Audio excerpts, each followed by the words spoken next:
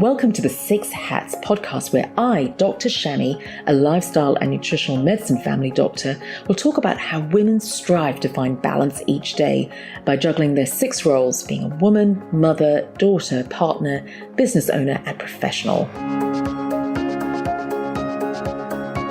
Hello, everyone. Welcome back to the Six Hats podcast. I'm so excited and honoured to have Dr. Rachel Brown join us from the UK. Now, Rachel is a consultant psychiatrist, and that's right, you heard it correctly. She's a consultant psychiatrist who specialises in metabolic health. She graduated from Edinburgh University in 2003 and has worked in psychiatry since 2004. She's a nutrition network advisor and certified functional medicine practitioner. She also holds a master's in medical law and ethics and is involved in ongoing research into ketogenic diets and mental disorder. And she's the author of the book Metabolic Madness, which you all must get. So welcome, Rachel. Oh, hi, Shami. Thanks so much for having me. It's a pleasure to be here. So Rachel, as always, I'm just so curious and I'd love to start with your story. It is so unusual to have psychiatrists actually think about nutrition when it comes to mental health. So how did that come about for you? What journey led you down the nutrition path? Oh gosh, I think it's really been my personal journey. So I've just had a fascination with nutrition for as long as I can remember, really. And from a personal point of view, it's been quite a journey over the years, and I've tried out all sorts of different dietary modalities myself. And probably for the last 20 years, I've been really heavily into the low carb scene and strayed from it at points. But over the years, it's just gradually transformed from a paleo diet that I followed into a ketogenic diet. And then I ended up training with Dr. Georgia Eid, who people will be very familiar with, who's been a real trailblazer in terms of the area of nutritional psychiatry or metabolic psychiatry that it tends to be referred to quite often these days. And I've had so much contact with people on social media since I published my book last year, and I've spoken in various forums and so on, and just the transformation stories that people have told me have been incredibly impressive. So people are recovering from major mental illness and sometimes decades of symptoms, who'd been through all the usual standard treatment protocols and so on without much success. And yet when they changed their diet, everything transformed for them. So that's a potted summary. Yeah, no, that is so awesome. Because I see it from a GP point of view. I trained in the UK and went through all the training. And it's literally only 10 years ago, I actually talked about nutrition and mental health because it was very much transactional. It's quick. You come in, literally the first thing you think about is a drug rather than looking at lifestyle or even what are they eating. And then you just end up going up and down and changing drugs. And there's so much you can do. And that's when 10 years ago went down the nutrition path. And there's actually a lot you can do even before medication, especially with the common anxiety and depression. So Rachel, I'd love for you to talk about, like, what would you say the top 5 nutrients are when it comes to mental health? Okay, so I knew you were going to ask me this, and I probably struggle to stick to 5. To be honest. There's so many. Oh gosh, so the B vitamins are absolutely essential and play a huge part in mental health, which is interesting because I'm just touching on what you said there about how we tend to be trained traditionally, and it does tend to be about making a diagnosis and prescribing a medication. And in the battery of tests that I might do as a mainstream psychiatrist, you might check a B12 level for somebody, for example. But there are a whole host of other B vitamins as well that are all crucial in terms of manufacturing of neurotransmitters. If you have deficiencies such as B6, for example, but any of them really, you can end up presenting with symptoms of depression or dementia or all sorts of different mental health presentations. So if I was being really lazy, I'd mention each one by name. But actually, I think actually all the B vitamins are just equally important as each other. And there was a really interesting book I've been enjoying reading recently in relation to niacin or B3. And when you start to look into orthomolecular medicine and practices of, I think it was a Canadian psychiatrist from a number of decades ago, they were having a lot of success using high doses of vitamin B3 for people with psychosis and people who may attract a diagnosis of schizophrenia. But essentially, they're water-soluble vitamins and essential for everyone. And of course, you can end up with slight genetic differences. So things that we call SNPs, where some people might have higher requirements for certain B vitamins than others, just because of the way they're sort of programmed genetically. But we don't, unfortunately, tend to look into that level of detail in mainstream sort of allopathic medicine. So B vitamins are one.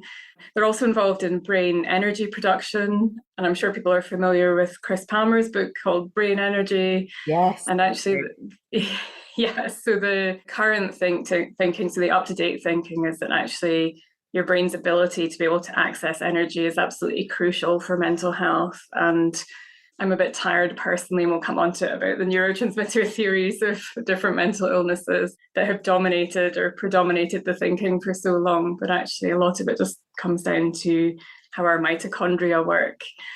And I'm just smiling because other functional medicine doctors would say, yeah, mitochondrial health is everything and affects every chronic health condition that you can possibly think of, really. So B vitamins, zinc would be another really crucial one. So it's definitely more bioavailable in animal foods than plant foods. And there have been some studies showing that vegans in particular are more likely to be deficient in zinc. And you're more likely to become depressed if you are deficient in zinc. And it's also involved in serotonin synthesis and also activation of vitamin B6. So they all sort of work together. And I think there may also be studies showing that supplementing antidepressants with zinc has had favorable outcomes for some people. And also one study showing that zinc supplementation on its own had been beneficial in relation to depression. So that's an interesting one.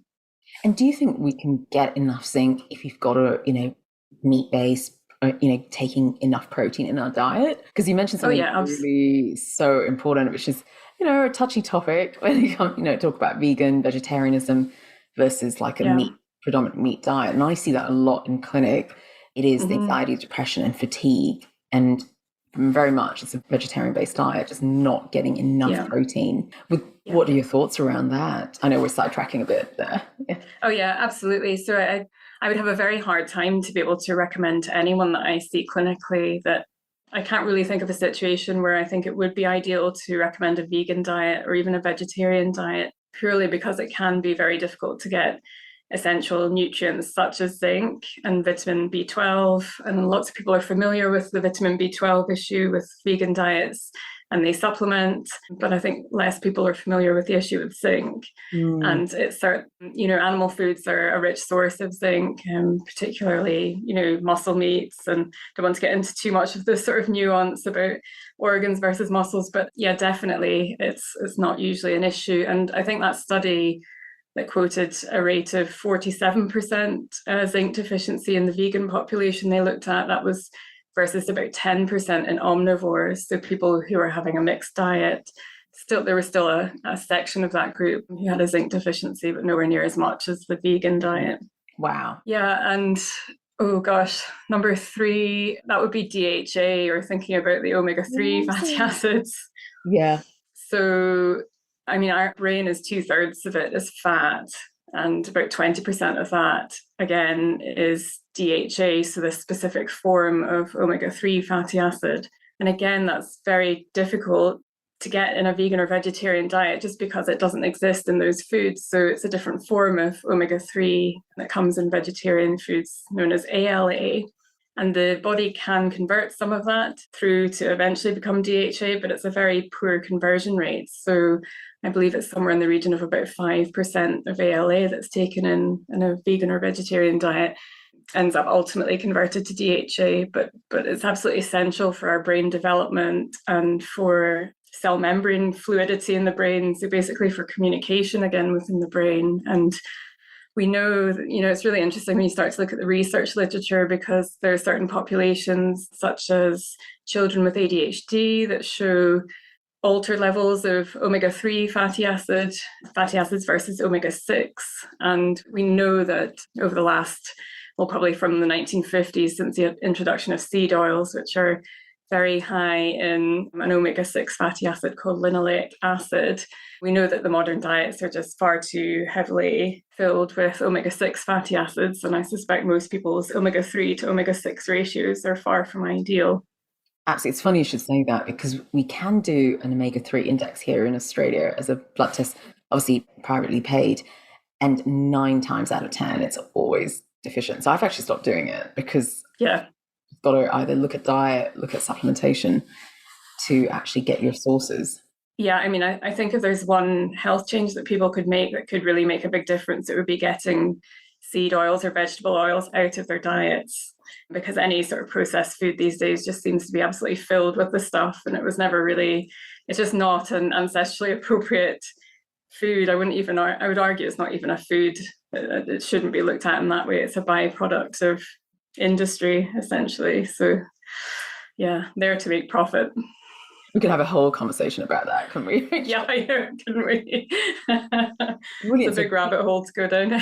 Yeah, so bees, zinc, omega-3s. Yes, and then, oh gosh, so not so much supplements, but protein.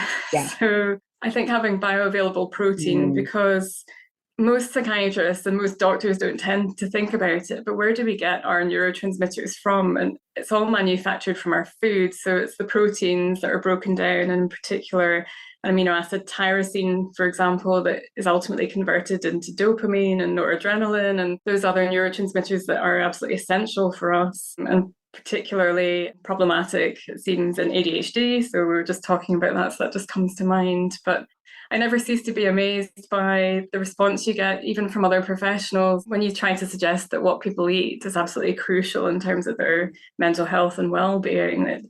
I think, unfortunately, in allopathic medicine, none of us were trained in nutrition, and it's only really the people who had an interest in that who've decided to go on and pursue it further. But the average doctor just doesn't really have a clue, from what I can tell, about nutrition. And most psychiatrists, I think, would tell you, they would just look very surprised if I was to tell them that food is absolutely essential and makes a huge difference, food choices, in terms of mental health. So yeah, it's a difficult. Absolutely. It still amazes me to this day, like even if I have colleagues who know what I'm doing, but have no interest in asking more. And it still amazes me because it's just, now I see it as crucial as part of the whole story. Taking a history is just crucial to know what you're eating, and especially for mental health. And you're spot on, like tryptophans for serotonin, like it all comes from amino acids, like that's key.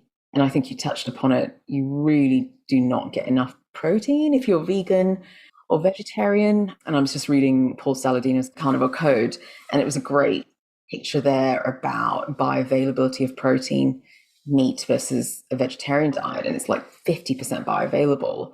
So you're not starting on a great note anyway with a pure vegetarian. And then you just think about the people who are taking proton pump inhibitors and those types of acid suppressing medications.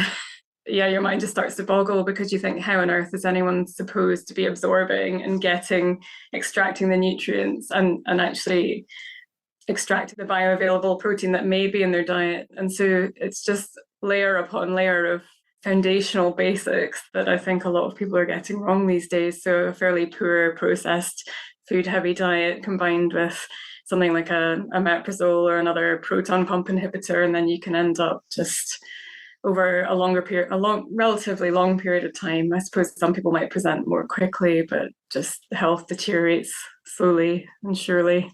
Absolutely. So I'm so glad you mentioned protein. And then the final sort of nutrient or element. I'm increasingly coming around to the view that there are many other nutrients that we wouldn't necessarily consider essential nutrients, but the ones I'm thinking of are sort of another type of protein or peptides called carnosine and carnitine and anserine and ubiquinone, those kind of compounds or dipeptides that you find mostly in red meat. Because when you start to look into the research literature about what those actually do, they're antioxidant, they reduce oxidative stress at the level of neurons. Carnitine, certain ones are involved in formation of myelin. What I was just thinking there about carnitine is that there have been a few studies showing links between carnitine deficiency and autism. And I've actually come across people who've ended up following a very meat-heavy carnivore type diet. And people who've had long-established diagnoses of autistic spectrum disorder, and a few have approached me to tell me that their symptoms have vastly improved and once they converted to having a meat-heavy diet. And I suspect a lot of that has to do with these other antioxidant peptides that are contained within meat.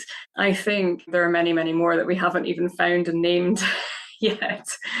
But yeah, and the one thing, nutrient I love to add is magnesium. I just noticed deficient in magnesium. Yeah, I think as standard, I would suggest to people to think about supplementing with magnesium. I particularly like my magnesium glycinate or bisglycinate just for a relaxation point of view, but then magnesium taurate, there's so many different forms, and I think taurate's the only one that really crosses the blood-brain barrier and gets into the brain. But magnesium can have benefits sort of systemically in the body. It doesn't just have to be for the brain. So yeah, it's terrible how deficient the modern day diet is. Even if you're really following an ideal diet, such as a ketogenic diet or a carnivore diet, you can still run into difficulties. Right. And so I'd love to sort of move on to talk about sugar and how it's linked to mental health, because that could be a simple change that can make a dramatic effect. And often people are not just connecting the link of how much sugar they're taking and how it's affecting them. What are your thoughts? Yeah. Oh gosh, huge topics.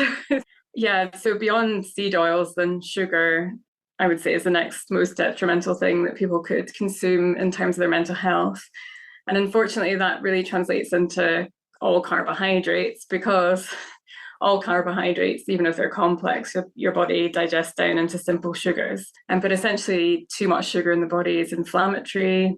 And we know that it sets off systemic inflammation in the body. And over a period of time, particularly if you're consuming a very carbohydrate-heavy diet, your body will be repeatedly releasing insulin to try to deal with the blood glucose changes that you get after eating sugar. And particularly if you snack and have frequent snacks, and that are carbohydrate based, you can end up over a period of time entering into what we call, a high insulin state. So you end up with hyperinsulinemia. And eventually, when you've had that for a while, you end up with insulin resistance, which is when cells in your body just become resistant to the action of insulin. And we know that this happens in the brain as well. And a huge amount of the research out there shows that Alzheimer's in particular, so dementia, the vast majority of people have either pre-diabetes or end-stage insulin resistant, which would be type 2 diabetes. But we know when you have insulin resistance in the brain, essentially your brain is unable to access energy. So level of glucose in your brain remains constantly proportionate to the amount of glucose in your bloodstream. And so your brain can end up swimming in glucose, but if your cells are insulin resistant, then the brain cells are unable to access the energy from the glucose that is there, just because the insulin can't act properly. And that's when you start having cognitive symptoms and concentration difficulties. And that's the real beauty of adopting a ketogenic diet, because we know that ketone bodies, which are fat breakdown products, they can cross the blood-brain barrier and enter the brain, and they provide an alternative, cleaner fuel source for the brain. And ketone bodies have many other special properties. So they are anti-inflammatory. They can alter neurotransmitter pathways in a positive way. So although I've kind of mentioned I'm not a huge fan of the monoamine hypothesis of depression, we do know that when you have inflammation in the body, there are certain pathways that get kicked out of balance, and you can end up particularly with a deficit of GABA, which would be one of the main inhibitory relaxation neurotransmitters, and you can end up with too much glutamate, which is one of the main causes of agitation and anxiety. And ketone bodies can help to regulate that pathway. And of course, there's a knock-on effect on all the other neurotransmitters, such as serotonin and melatonin that you need for sleep, and it gets all very complicated. But that was actually a summary, a brilliant 2-minute summary. Okay. And just a fantastic reminder about sugar. I think we should always be reminding ourselves about their sugar intakes. It's so easy to sort of creep in when you're stressed and anxious and depressed.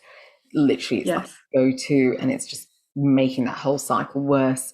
And what I find as a GP is dealing with that emotional connection to food, going on that journey. And it's just so awesome to hear from a psychiatrist the impact it has on mental health, and whether that could be a motivator as well, because food is just such a huge emotional connection. Oh yeah, absolutely. I was just going to say, and it's because people get a serotonin hit after they have lots of carbohydrate foods, and then a dopamine hit as well. And then we also know that sugar is addictive. And although the wider medical establishment doesn't necessarily accept that yet, there's very clear animal studies showing that, rats, for example, who are addicted to cocaine, they will choose sugar over cocaine when both are freely available. Wow. That puts it into perspective. Oh, yeah, absolutely. And I think I don't know whether, I don't think everyone's an absolute sugar addict, but I personally am. And I just think we could pick up on it a lot better. So there's a lot of good work that's being done by people such as Bitten Johnson and then other clinicians around the world. But I just think the prevalence is probably a lot higher than what we give credit for. Absolutely. And something to add, like once you tackle insulin resistance and, go into ketogenic, it really switches off sugar cravings. It's just phenomenal. And you're not even thinking about it, but it's just going on that journey of just feeling better. But before we let you go, Rachel, I'd love to just quickly look at what was recently talked about in the last couple of months about the whole serotonin theory and discounting it in terms of relating to mental health. So I love your perspective on that. Yes, so I haven't been aware of anything in the last few months, but there might be different stuff in the news for you over there. There was a paper published in 2022 by Professor Joanna Moncrieff, who's a critical psychiatrist based down in London, and I follow a lot of her work. So I don't know if some of the news articles have been based on the back of that, or if there's another study that's come out that it's that one. You're thinking it is that one. Is it that one? Okay. Yeah. Okay. Yeah, so really interesting paper if people want to go ahead and try to go through it all. It looks at all of the basic science, such as the original theory, serotonin theory, and a bit of the history about when that came in, and then how that's been pushed over the years, coinciding with the development of SSRI antidepressants, particularly the sort of 1990s, 2000s. And we know that overprescribing of antidepressants is an absolutely huge issue, certainly in the UK, but I suspect worldwide. But it's a very interesting paper. So they looked through studies, such as studies that were done on serotonin transporter sort of receptors, and then tryptophan depletion studies, and essentially conclude there's a lot of contradiction in the research and not a huge amount to really support that serotonin is the main issue in depression. And I think, unfortunately, your average person walking around looks at depression as a chemical imbalance. And that's what many people have been saying all these years. And obviously we have antidepressants that are very focused on serotonin receptors. But actually in one of Joanna Moncrieff's books, she quotes quite a number of different studies. And when they went back and looked at unpublished data as well as the published studies, and then this gets into the difficulties with the research evidence base as well, because we know that positive studies are more likely to be published, and unfortunately there's a lot of interference, competing interests from big pharma. But basically when they went back and looked at, and I think there were 4 different review studies that compared antidepressant efficacy versus placebo, and they all showed that antidepressants were slightly superior to placebo, but when you actually drilled down into the data, the degree of superiority was little to nothing. So it was equivalent to 2 points in the Hamilton Depression Rating Scale. There's another scale that we commonly use where I work called the CGI, or the Clinical Global Impressions. And to have even a mild improvement on that was calculated as being an 8-point difference on the Hamilton Depression Rating Scale. So essentially what they were saying was, when you take all of the published and the unpublished data in relation to antidepressants, the difference is very minimal. And I'm not sure necessarily you'd be able to pick up if somebody had a 2-point improvement on a depression rating scale, would it be very obvious to them or to others? So yeah, it's an interesting topic. Yeah, and it's worth just bearing in mind, just because obviously now I just do all functional medicine, and just bearing in mind, like, that's the narrative that doctors have been speaking about. Oh, something's happening in life, it's stressful, how about an antidepressant? But there's so much more we can do, and we've really got to bear that in mind. Thank you so much for your time, Rachel. Before I leave you, what's your hope for the future of psychiatry? Oh gosh, so there is more research going on these days, and particularly in relation to ketogenic diets and a whole wide range of different psychiatric diagnoses. Just to say, personally, I think a ketogenic diet can help anyone really with any sorts of mental health symptoms. So I'm not a huge fan of the diagnostic classification system, because I think actually a lot of the underlying processes in the body that end up causing psychiatric symptoms, a lot of the different disorders we categorize people into, just have the same underlying mechanisms that are going on for them. They just present in a slightly different way. But I'm certainly encouraged by the research that's going on worldwide now, looking into ketogenic diets for different psychiatric disorders. And I just hope for more of that, and for some good results to keep coming from those research studies. I don't know that I can be all that optimistic about allopathic medicine being receptive to that, but hopefully over time there might be a bit of a shift that way. Certainly ketogenic diets have been used mainstream in the field of neurology now for treatment-resistant epilepsy for at least 100 years. So you would hope that eventually it might be able to break barriers in the mental health field as well. Amazing, Rachel. So where can people find you? Okay, so I'm probably most active on Instagram. So I'm under the handle Carnivore Shrink on Instagram. I'm also doing some mental health coaching with my colleague Ali Houston. So we have anyone can find us at the website metpsy.com. So it stands for metabolic psychiatry, but metpsy.com. And then I will shortly be taking on some private work as well. So I will put links in my Instagram to any new websites coming that Amazing. way. So. Thank you so much for your time, Rachel. This has been phenomenal, and it's going to help so many people just think differently about mental health. Oh, thank you. Thanks so much for having me and just for covering this topic. It's so important. Remember that this is general advice only. Please see your healthcare professional for more information. So what's your take-home message today? Remember, it's all about progress and not perfection. And are you suffering from stress? Visit the Usawa Learning Hub on usawa.com.au for more resources on how to de-stress, re-energize, and reclaim your health. Enjoy the journey.